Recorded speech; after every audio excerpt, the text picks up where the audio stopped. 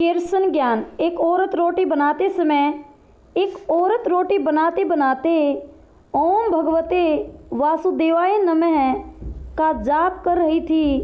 अलग से पूजा का समय कहाँ निकाल पाती थी बेचारी।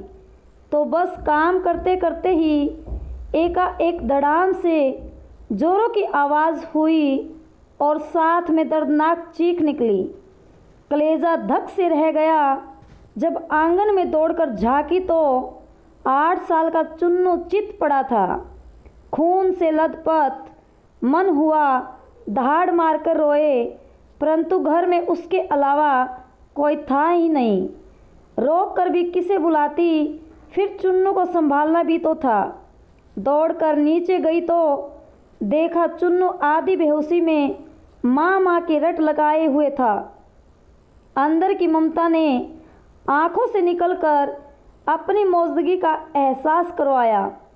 फिर 10 दिन पहले करवाए एपिडेक्स के ऑपरेशन के बावजूद न जाने कहां से इतनी शक्ति आ गई कि चुन्नू को गोद में उठाकर पड़ोस के नर्सिंग होम की ओर दौड़ी। रास्ते भर भगवान को जी भरकर कोसती रही, बड़बड़ाती रही, हे कन्हैया, क्या बिगाड़ा था मैंने तुम्हारा, जो मेरे ही बच्चे को। खैर डॉक्टर साहब मिल गए और समय पर इलाज होने पर चुन्नू बिल्कुल ठीक हो गया। चोटें गहरी नहीं थी, ऊपरी थी, तो कोई खास परेशानी नहीं हुई। रात को घर पर जब सब टीवी देख रहे थे तब उस औरत का मन बेचैन था, भगवान से विरक्त होने लगी थी। एक माँ की ममता परवुष्ता चुनौती दे रही थी। उसके दिमाग में दिन की सारी घटना चलचित्र की तरह चलने लगी। कैसे चुन्नू आंगन में गिरा कि एकाएक उसकी आत्मा सिहर उठी। कल ही तो पुराने चापाकल का पाइप का टुकड़ा आंगन से हटवाया है, ठीक उसी जगह था जहां चिंटू गिरा पड़ा था। अगर कल मिस्त्री न आया होता तो उसका हाथ अब अपने पेट की तरफ गया, जहां टाके अभी हरे ही थे ऑपरेशन के। आश्चर्य हुआ कि उसने 20-22 किलो के चुन्नू को उठाया कैसे वो आधा किलोमीटर तक दौड़ती चली गई। फूल सा हल्का लग रहा था चुन्नू।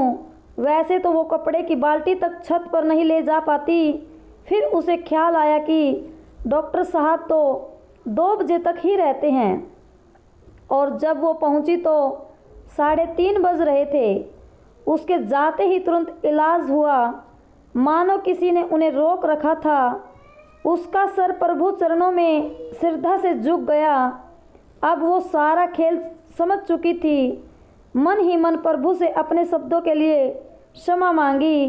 तभी टीवी पर ध्यान गया तो प्रवचन आ रहा।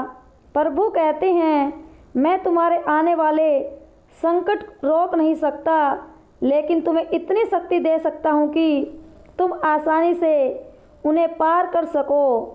तुम्हारी राह आसान कर सकता हूँ, बस धर्म के मार्ग पर चलते रहो। उस औरत ने घर के मंदिर में झांक कर देखा, कन्हैया मुस्कुरा रहे थे। हम बहुत बार संकट समय या खुशी के पल में ईश्वर की कृपा तत्क्षण समझ नहीं पाते, पर बाद में ये एहसास हो ही जाता है कि ये सिर्फ ईश्वर की ही कृपा थी।